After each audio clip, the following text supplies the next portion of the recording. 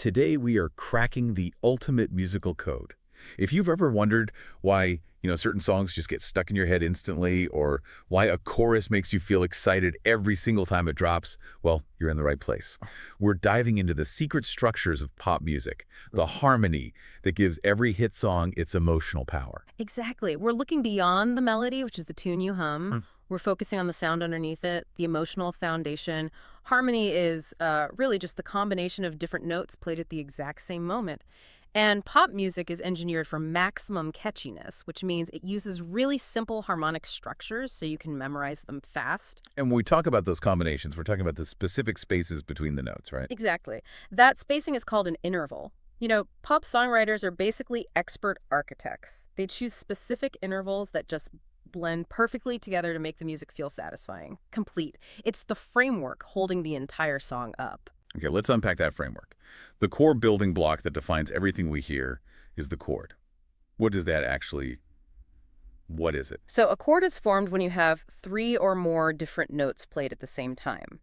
And in pop music, you almost always start with the simplest form, the triad. Triad, meaning three notes. Three distinct notes, precisely. And these three notes are usually stacked in specific intervals, we call them thirds, to create this really balanced, solid texture. Think of chords as like the structural steel of the song. They're the building blocks that define the whole mood before a singer even opens their mouth. So if a melody is the story, the chords are the foundation, the walls, the roof. Without them, the story just sounds kind of thin. It would sound totally naked. Yeah, like someone trying to sing without any music behind them. The melody needs that harmonic foundation to ground it, to give it depth. Okay, so this is where the real magic happens for me. How these triads become these instant emotional switches. You can hear two different three-note chords, and one sounds happy and the other just sounds sad. How does such a tiny change create a huge difference in feeling? It all comes down to moving one single note by the smallest amount possible. Let's start with the happy sound, the major chord. This is the sound of, celebration, energy, sunshine. Songwriters put these in the chorus to give you that instant uplifting feeling, like in Katy Perry's Firework. Right. And that feeling of clarity and brightness. It comes from a very specific pattern of intervals, starting from the root note, the bass note of the chord. Okay. To build a major chord, the distance between that root and the second note is exactly 4 half steps. 4 half steps on a piano keyboard. Yep. That specific wider leap is what tells our ear instantly that this sound is positive and clear. So, if 4 half steps is happy and bright, what happens when we just shrink that distance by one key?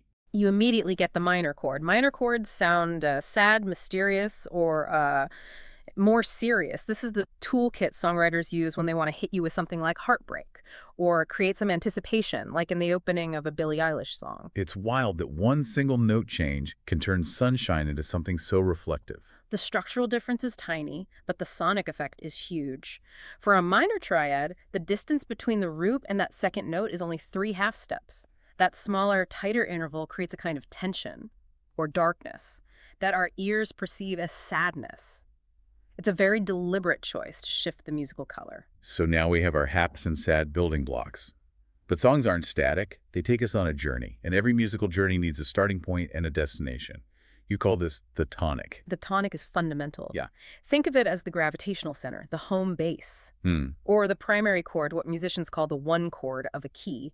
It provides that feeling of rest, of stability, of arrival. And it's that home base feeling that makes us feel grounded. I mean, most pop songs start and end right there, don't they? They do. And when the music moves away from the tonic, that's what creates the feeling of travel.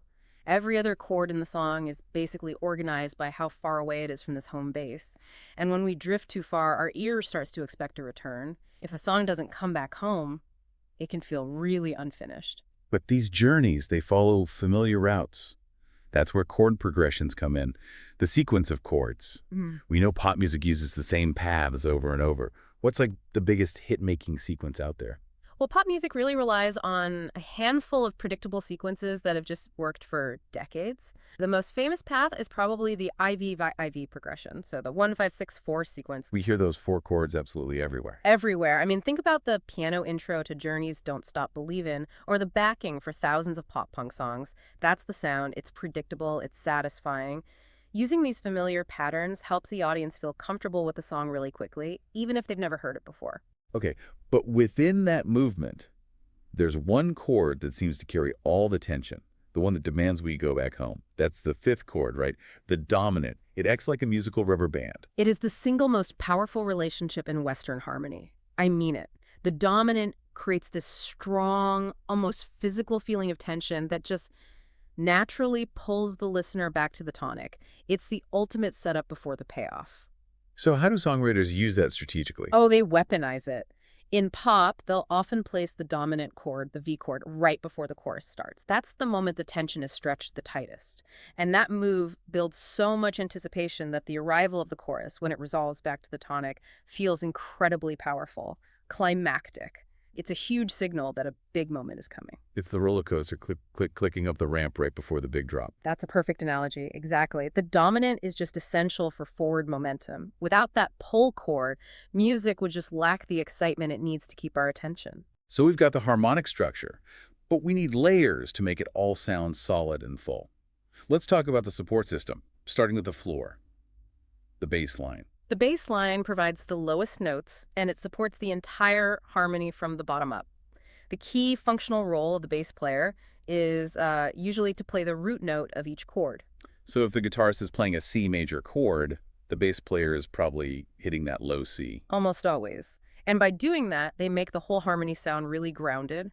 It helps you, the listener, identify the chords clearly, even when there's a lot going on. Plus, the bass carries all this rhythmic energy. It connects the drums to the other instruments. I'm curious, what happens if the bass player plays a note that isn't the root? Does the whole thing just fall apart? Not at all, and that's where things get really interesting. If the bass player deliberately plays, say, the third note of the chord instead of the root, it changes the feel of the harmony without changing the chord itself. That technique, it's called an inversion, is used to create these really smooth, almost flowing transitions between different parts of the song. That's a pretty subtle tool. Now, if the bass is the floor, then vocal harmonies must be the layers on top that make everything feel huge. Yeah, vocal harmony adds so much richness and complexity. It can make a simple three-chord song sound massive. Backup singers will often layer in notes, like a third or a fifth above the main melody.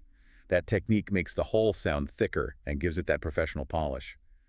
And now with modern recording, a single singer can record, 20 different lines of their own voice? It's just how you get that modern wall of sound.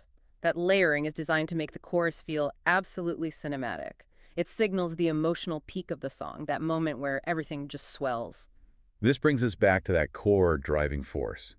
Tension and resolution. These aren't just technical terms, they're really the emotional arc of the whole song. They're the two primary forces of all music, really. Tension is created when chords sound unstable or they seem to be pulling toward another note. It makes you lean forward, waiting for some kind of relief. It's the setup. And resolution is the payoff. Right. That tension is released when the music moves to a stable, familiar chord, like coming home to the tonic. Pop composers are just brilliant at balancing this. They keep you engaged by giving you just enough tension to feel excited, but they always resolve it quickly enough so you feel satisfied. It makes the song feel like a complete story. But what if you want a little more flavor than just a simple happy or sad triad? Pop is still simple, but modern music needs some sophistication. How do they add color without confusing the listener? Well, they add a fourth note to the basic triad. That creates what we call a seventh chord. It's like adding a subtle spice. It doesn't change the main ingredient, but it totally changes the flavor profile. And what's the effect of that fourth note? It introduces a very specific kind of mild tension. It's less aggressive than the tension from a dominant chord, but it adds this complexity, this soulfulness. This is why seventh chords are so popular in soul, R&B, and modern ballads. They can make a major chord sound smoother and richer, blurring the lines between pure pop and, say, jazz. They add depth without making you work hard to enjoy it. So we have the ingredients, major, minor, seventh chords, and the movement. But all of this exists on a map, so to speak. That map is the key signature. A key signature tells the musician the specific set of notes being used as the foundation for the whole song. Most pop songs stay in one key because, again, simplicity equals accessibility. But sometimes you'll hear a song performed live and it sounds familiar, but maybe a little higher or lower than the album version. That's probably transposition, right? That's exactly it. Transposition is when you move the entire song, every single chord, the melody, everything, to a higher or lower key. And this is usually done to make sure the song sits perfectly in the lead singer's natural range. But if they move the whole song, does it change the emotion? No, and that's the crucial part. Transposing the key doesn't change the relationships between the chords, so the fundamental mood stays the same. A sad song stays sad. However, moving the key up generally makes the song sound a bit brighter, more cutting. Moving it down can make it feel warmer or heavier. It's a change of color, not a change of structure. So if you're listening to a big power ballad and the final chorus suddenly feels way more intense, sometimes that's because they've actually transposed it up a half step just for that emotional lift. Absolutely.